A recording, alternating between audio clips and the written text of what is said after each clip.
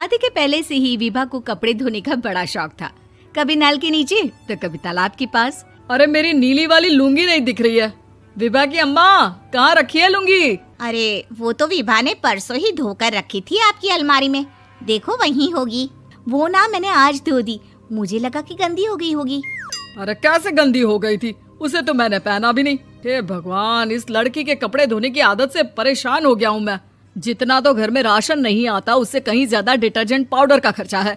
इसकी शादी करवा दो, शादी जाए अपने घर में ही करे काम, फिर चाहे घर के कपड़े धोने हो या पूरे गांव के।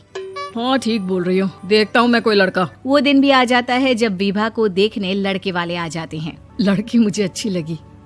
होने वाली सास कहती है, बेटी अगर कुछ पूछना है तो पूछ लो। वैसे तो हमारी लड़की बहुत ही शर्मीली है, जो बोल दो वो मान लेती है, इसे क्या पूछना होगा। अरे कैसी बात कर रही हो माँ, मुझे इन लोगों के घर रहना है, सवाल तो कई है। हाँ हाँ बेटा, पूछ लो ना, क्या पूछना है। आप लोगों के घर कपड़े कौन धोता है? सास का मुंह बन जाता है। देखो, अगर तुम ये कहना चाहती हो कि तुम्हें कपड़े धोने नहीं आते तो सुन लो, कपड़े मैं ही धोती हूँ, लेकिन तुम्हारे आ जाने के बाद मैं रुमाल तक नहीं धोऊंगी। अरे चुप रहना भाग्यवान, बहू बेचारी घर आई नहीं, उसे डराना शुरू कर दिया। वो क्या है ना बिटिया, अभी तक तो ये कल्लू की माँ ही धोती थी, लेकिन अब तुम्हारे पापा तो दहेज में वॉशिंग मशीन देंगे ही। तभी विभा की माँ बोल पड़ती है, सवाल भी पूछा तो क्या। वैसे भाई साहब, मशीन की तो फिर भी कपड़े धोने की कैपेसिटी होती है। मतलब जो बिटिया दे रहे हैं ना विभा, इसे कपड़े धोने का बहुत शौक है। ये आप लोगों के क्या, आस पड़ोस गांव मोहल्ले सबके कपड़े धो दे और उफ तक ना करे। बाहर देखा नहीं आपने कितने कपड़े सूख रहे हैं? सब हमारी बिटिया ने ही तो धोए हैं। बस भी करो ना माँ, शर्म आ रही इतनी तारीफ सुनकर।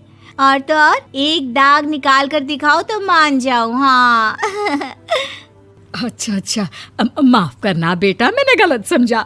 हमें तो रिश्ता बहुत पसंद है। और ऐसे जुड़ जाता है रिश्ता कपड़े धोने का शौक रखने वाली विभा का। उसकी शादी हो जाती है कोयला फैक्ट्री में काम करने वाले कल्लू के साथ। शादी के बाद अचानक विभा चिल्लाती हुई सास के पास आती है। सासू माँ, अरे सासू माँ कहाँ है आप? ये तो धोखा है, धोखा दिया आप लोगों ने मुझे। इसे ससुर के चक्कर के बारे में पता चल गया। अरे तो उसमें तुझे क्यों धोखा मिला है? अरे नल में पानी नहीं आता, कपड़े कैसे कब धुलेंगे?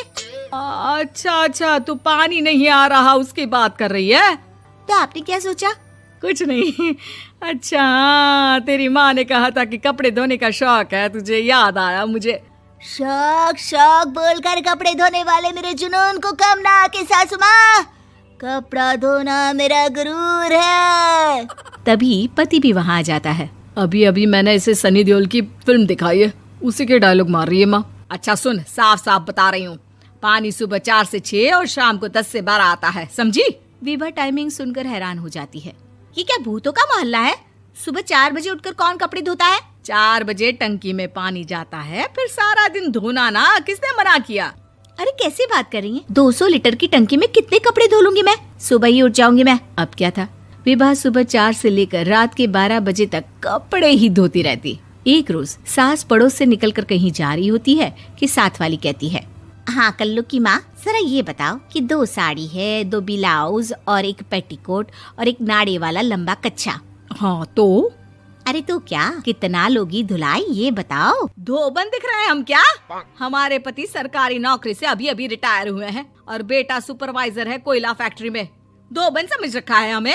हाय रे कल्लू की अम्मा, माफ कर दो, वो तो मोहल्ले में यही सब बता रहे थे कि तुमने बहू को कपड़ा धुलवाने के काम में लगा दिया है। सास को पड़ोसन की बात सुनकर गुस्सा आ जाता है। वो घर पहुंचती है जहां घर के बाहर ही इतने सारे कपड़े सूख रहे होते हैं जितने कि किसी धोबन के घर पर। अरे ओ कल्लू की दुल्हन, बाहर निकल। माँ जी यहीं आ जाओ, बाथरूम में चादर धो रहे हैं हम। अरे अभी हम धोते हैं, तुमको बाहर निकलो। ये आस पड़ोस वाले बोल रहे हैं कि हम बहू से कपड़े धुलवा कर उसे कपड़ा धोने वाली बना दिए हैं। अरे छोड़ो ना माँ जी, किन लोगों की बातों में आती हो? आस पास के लोगों का तो काम ही होता है कि वो किसी तरह सास बहू को लड़ा दे। बहू सारे घर के कपड़े धोती है, ये क्या कम है? बोलिए। सास को भी लग जाता है कि वो बहू का ये सनकीपन नहीं छुड़वा सकती, इससे अच्छा है कि खुद ही चुप हो जाए। एक रोज सास और बहू मंदिर जाते हैं, जहाँ सास की साड़ी वहाँ खड़ी भीख मांगने वाली से मिलती है। माँ जी क्या बात है, आपकी साड़ी उस भिखारन से कितनी मिल रही है ना? हाँ हाँ देखो तो, दोनों की साड़ी मिल रही है। क्या बात है कल्लू की अम्मा, तुम खुद को तो अफसर की बीवी बताती हो और ऐसी सिंपल सी प्लेन साड़ी पहनकर घूमती हो। सिंपल और प्लेन नहीं है ये साड़ी। तो क्या सोने के धागे से फूल बने हैं? कुछ भी सासू माँ, कुछ भी। हाँ बने थे इस साड़ी में सोने के धागे से फूल। मेरे पति लेकर आए थे मद्रास से स्पेशली मेरे लिए 10,000 की।